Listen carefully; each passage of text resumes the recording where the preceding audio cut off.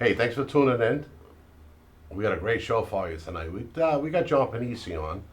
You all know who John is. He's a former Lucchese soldier, and he has a show with Tom, NBA and the Buttonman, and he has sit down news. And John's a good friend of mine, and we're really excited to have him on today. So hopefully we'll have a nice discussion with John. But we're going to come back to John in a minute. We're just coming back from COVID. Nicole and I, praise God, Yes. and Paulie's feeling good, right, Paulie? Yep, I'm feeling fine. Paulie's doing good. But before we start anything tonight, I wanted to talk to you about a few things. We have some products up on the website on BobbyLuisi.com. T-shirts, cups, hoodies, baseball caps, masks, a few different things, Also, what I'm doing right now is I started a membership page on YouTube. It's only $4.99 a month. And why we're doing this is because it's very expensive for this production. We're not really looking to make money, but we'd like for it to pay for itself, wouldn't we? I think that would help, And any way you could support the show, it would be great if you went up there and maybe get some products or maybe join the membership. Right now we have Larry Mazda show up there and full episode. And John's full episode will be up there tonight. And hopefully you'll start going up there and maybe seeing, we're going to put our little bloopers or whatever we do, and we're going to, our raw footage, we'll have that up there too. So it might be nice if you want to join and become a member. Also, I got some knives that I signed, and we're selling them on eBay. It's, what is it, Nicole? Bobby Luisi autographed knives. Autographed knives. You go up to eBay and you can get your autographed knives if you want.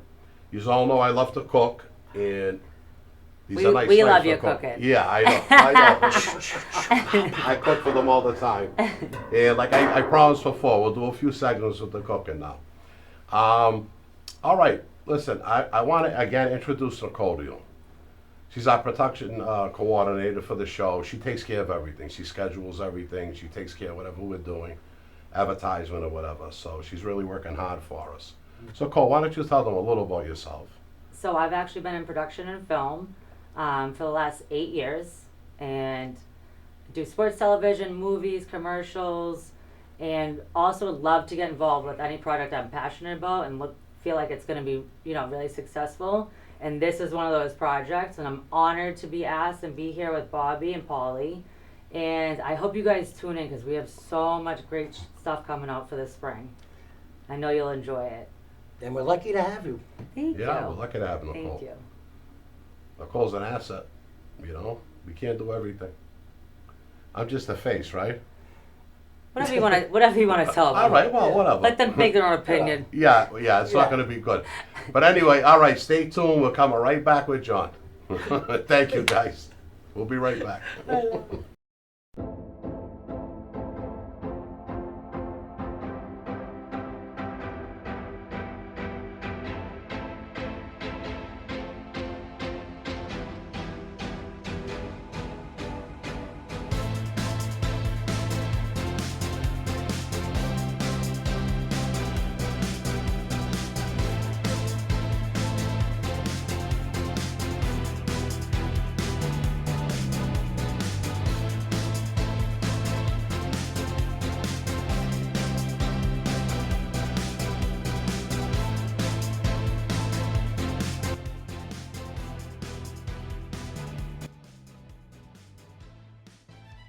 I didn't have that bonding.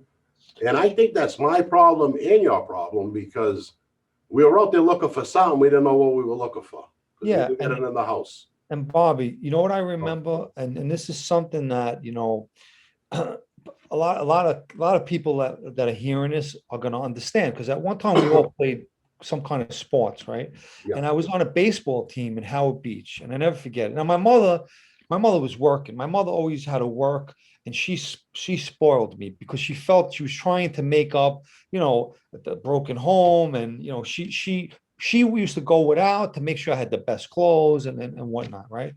And so I'm on a baseball. I asked her to join a baseball league, right? And I wasn't a great athlete.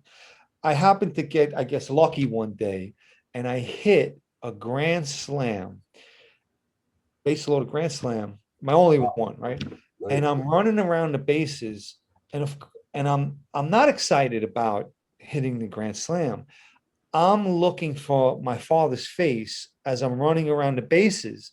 And I made it to home, and I never seen his face because he wasn't there. I thought maybe he was, maybe came to the game late, and I was gonna coming around second, and I'm looking, and I'm coming, and as I went around this whole ballpark, he wasn't there.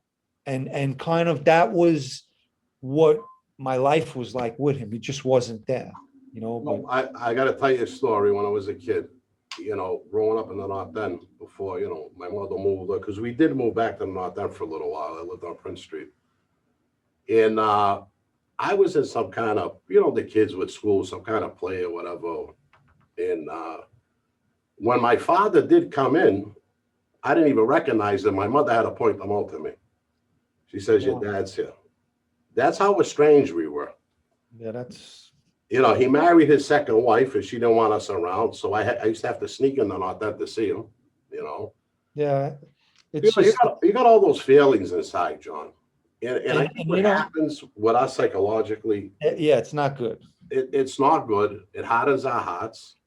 Yeah. And then basically, you don't give a shit about life.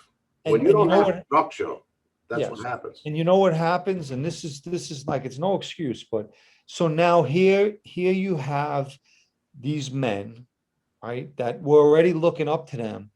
And it's well, even if you didn't look at them as father figures, they automatically take the place of Yeah. what we were missing, and that that bond would a man would meant, right? And because we didn't have it, you know what I mean? We didn't have it. And that's kind of, not that there's any excuse, but that's really what happens. That's why these young kids, what do? A lot of them join gangs because they don't have that father figure in the house with them. It's important to have the father in the house. It's the same thing with us. I know because it's COSA, NOSTRA, the mafia, they think it's different, but it's not. No. You got these Latin kings, Mexican mafia, you got all these gangs Yeah. in California, Yep. you got bikie gangs, you got all this going on because they want to feel part of something in life. Yes. Yeah. We didn't Wanna sign belong. up, to become murderers, to do this, to do that. No. It's part of the life, Yeah. unfortunately. But that's not what we wanted to do. We wanted to belong to something, Yeah. and we thought it was structure. It's a family, it's made as a family, and it's just something that we joined. And, listen, if someone bothered your brother, your sister, your mother, Yeah. there's no problem going to get a gun and taking care of it.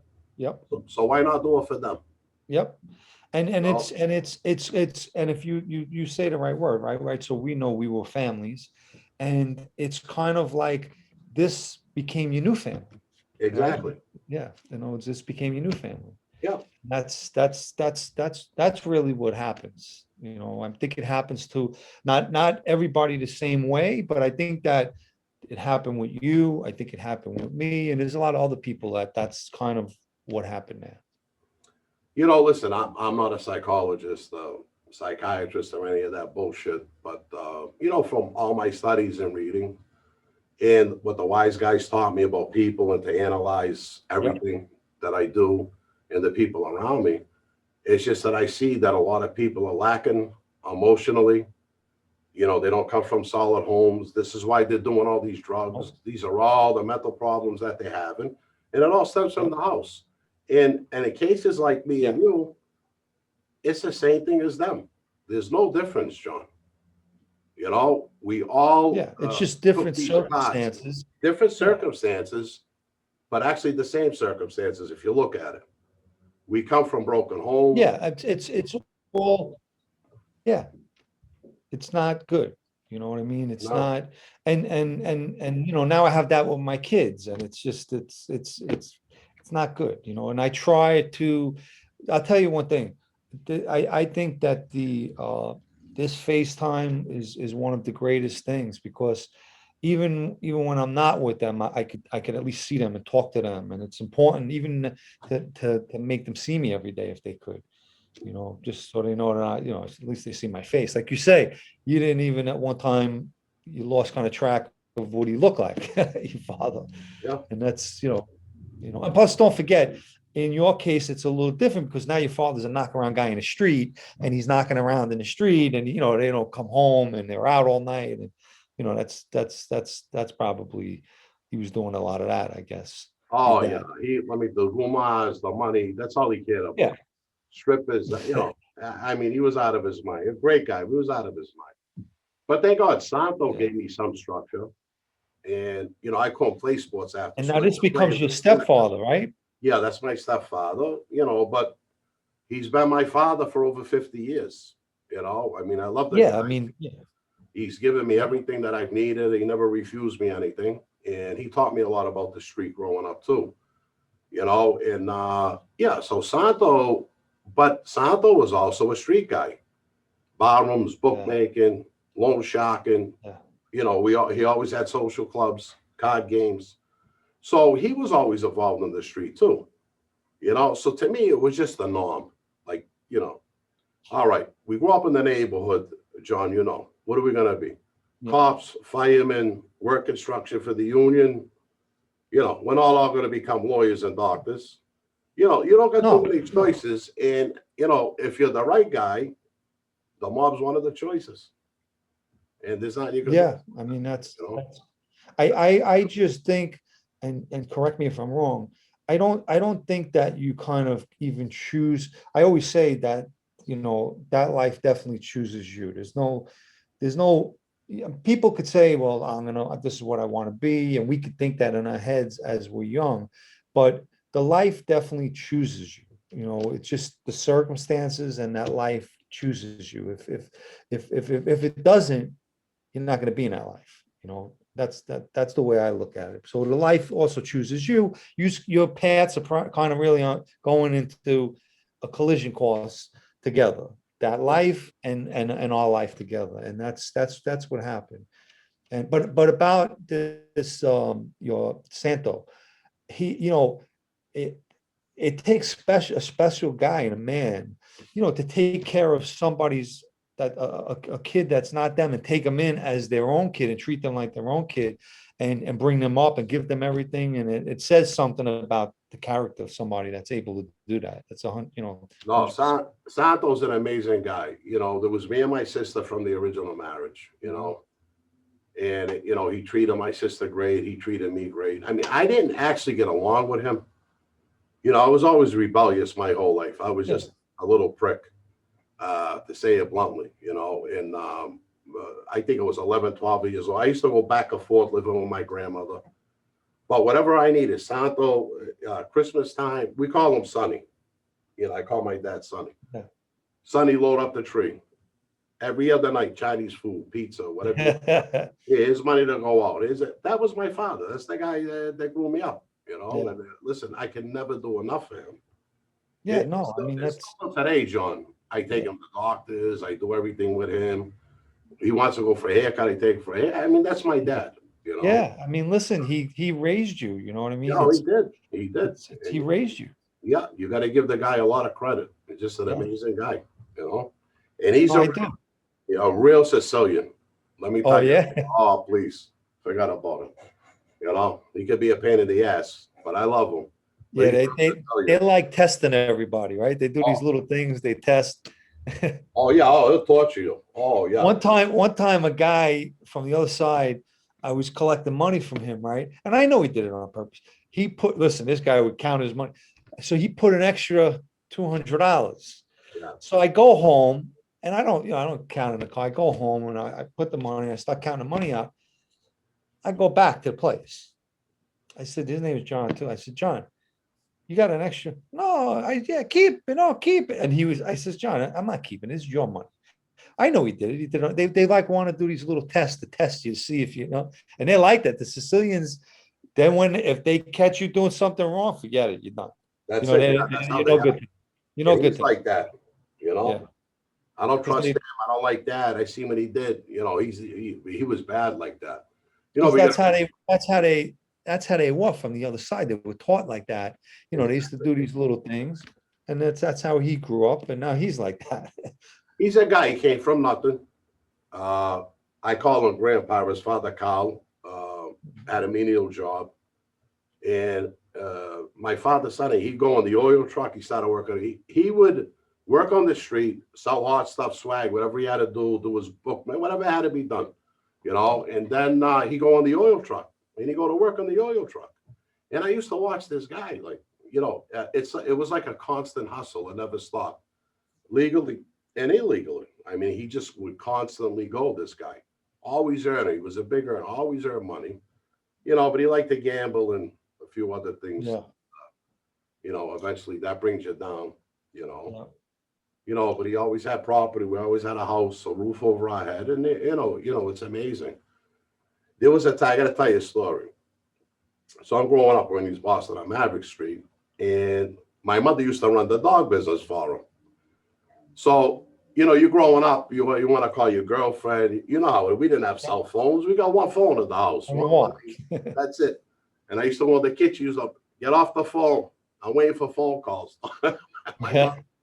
Oh, it used to be so funny, but so this is football, but the dogs was a big thing every friggin' night, 7 days a week. I couldn't use the phone, you know, and I'll never forget all those things. I'll never forget that.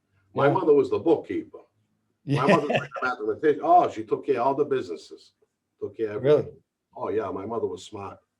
I think that's where I got my numbers and everything from my mother, you know. I don't know what I got from my father, but it did. You always get a little something. Yeah, Right? I got a lot from him, I guess. I got the wrong side, I guess. What are you gonna do? You know? So moving forward, so now I'm running around in the street, you know, thinking I'm a little wise guy, and I'm you know, running around by the club, and you know, I'm in the neighborhood getting myself in trouble, and you know, carrying pistols and everything else. And I wind up getting into a situation. Another young guy, you know, loses his life. There's a little beef in the street. It involved the girl and an ex-boyfriend and all of that. Yeah. And you know, I wind up, you know, one mistake, that's all it takes. You know, you're walking around with, that's why they tell you, you know, they shouldn't be carrying guns and all of that. And because most of the time, what are you going to do? You're going to use it. Yeah. And I wind up getting a case, had nothing to do with organized crime whatsoever. And but now the wise guys want to, when I get in trouble, I go on the lam, I go on the run. And this one particular guy, Tony Muscatello, gets permission from Johnny Gotti to move me around, and they're moving me around. And, you know, and I don't even realize I'm in serious trouble. You know what I mean? Somebody lost their life, and they're moving me around, and I'm on a limb, and it's that whole thing. And we wind up getting caught, obviously, about 2 months later, and we go in for about 2 months, and then we get out on bail, luckily, and we're out for about a year, almost a year, and we go to trial and blow the trial, but we beat the top 2 counts. And I get a manslaughter conviction, and I only get sentenced to, like, it was like 8 years and 4 months to 25 years. But we were actually, it was Cuomo's father, Mario Cuomo, and he was very lenient in the prison system, and guys were, you know, getting work release, and it was like a quick turnover. And I think he was a Democrat. And now when I go in, that goes out the window because the Republicans come in, they put George Pataki in. I wind up doing double my time. I wind up doing 17 years. I never thought that. I'm thinking I'm only going to do maybe 6, and the last 2 I'm going to go on work release. Out the window. I wind up doing all that time. And I understand people, you know, they'll say, well, somebody lost their life and you worry that you had to do 17 years. Yes, but you know, when you're going through it, you want to come home. And I wind up doing that. It was a lot. And it wasn't just, it's kind of, not that it's easier, but mentally, if you know you're going in and you know your number is 17, you know what it is in your head. But when you're thinking it's 8, and then every time you got to go to another parole board, and they say take another 2 and take another 2. It's like getting sentenced all over again, and that's psychologically, and then you just don't care about anything anymore. And but when I'm in there, I'm looked at as associated to the Gambino family. And there was a lot of things that transpired while I was in there that I'm here, you hear everything in the street, right? Everything comes in, people don't realize we knew more in there than what was going on in the street, because we were Yeah. hearing everybody's on a visit, who's calling home. Something happens, guy goes on, gets off the horn, as they say, the phone, and he would come in and say, hey, so-and-so just got pinched, or so-and-so, they just found him in the trunk, or guess what happened over here, or this guy flipped, we're hearing it right off the press, right? Yeah. And we're hearing a lot of things that are going on, and I'm not so happy about, I did all this time and I'm going to go out to this, and and when I do get out, I go, my grandmother, we lost my grandfather passed away when I first went in, and my grandmother's in Staten Island, and the parole was a little smaller there. So I get transferred in parole to Staten Island. That's not my area. Right. And now I'm away from my neighborhood, and guys asked and for me to come around and whatnot, and I stood away. And I actually went and got a job in construction, and was on paper for 5 years, and kind of was living just a legit life, going to work, minding my business. I had come home, Bobby, and a couple of old timers grabbed me. And let me tell you, their words now is, you still see me? It says something about my internet. You see me, right? I see you now. Yeah. Yep. Okay, good. So I should have listened to them, because a couple of old timers told me, hey, kid, do yourself, keep working, stay away, because Yeah. when you left to go in, and now, 2 different things. Yeah. Yeah. That life then, and that life, and then this now, and one of them was a friend, and he said, go to work, listen to me, Yeah. go to work, you don't want nothing to do with this, right? And of course you don't listen, but so anyway, a friend of mine that I was away with starts calling for me and bringing me back out again, and that's how I get involved again. And we get into a beef and a fight with some Colombo associates, and we get the better of them. And of course, they bring that back, and now they're looking for us, because they were pretty lumped up, and now they're looking for me. There's John and Anthony, the other guy's Anthony, and actually his father was a friend with that family, and he wound up disappearing, and his brother winds up killing a couple of guys that did it, and goes away for 38 years. So he is not comfortable around them either, for obvious reasons. Yeah. And I don't want to go back now to the neighborhood, to guys around the Gambinos, and put my tail between my legs. And, I'm looking for help, I got a problem, when I stay away for 5 years, right? Yeah. So what I do is I go to my childhood friend that is Vicar Musso's son-in-law, and he's a friend with the Lucchese's. I know who Vic And is. if I don't get into the situation, what? No, I know who Vic is. If I don't get it, so it's his son-in-law. Yeah. If I don't get into this thing, I may be not even sitting here talking to you, because what I don't know is they forget, the Colombos, they must have looked it up and seen we were away for serious crimes, and he was too. And they never come looking for us, because when I go to my childhood friend, I explain this, don't worry about it, if anybody reaches out and all of that. No one does. But now I'm back hanging around him. Yeah. And now he wants to, listen, forget about those Gambinos. He says, I'm going to put you with me. And then as a result of that, now he wants to bring me to his skipper. And you know how it goes from there. And then from there, I wind up going around and more and more and more. And now they right away want to not only straighten me out, they want to straighten my friend Anthony that was around the Colombos. So they kind of both take us, and that's exactly what happened.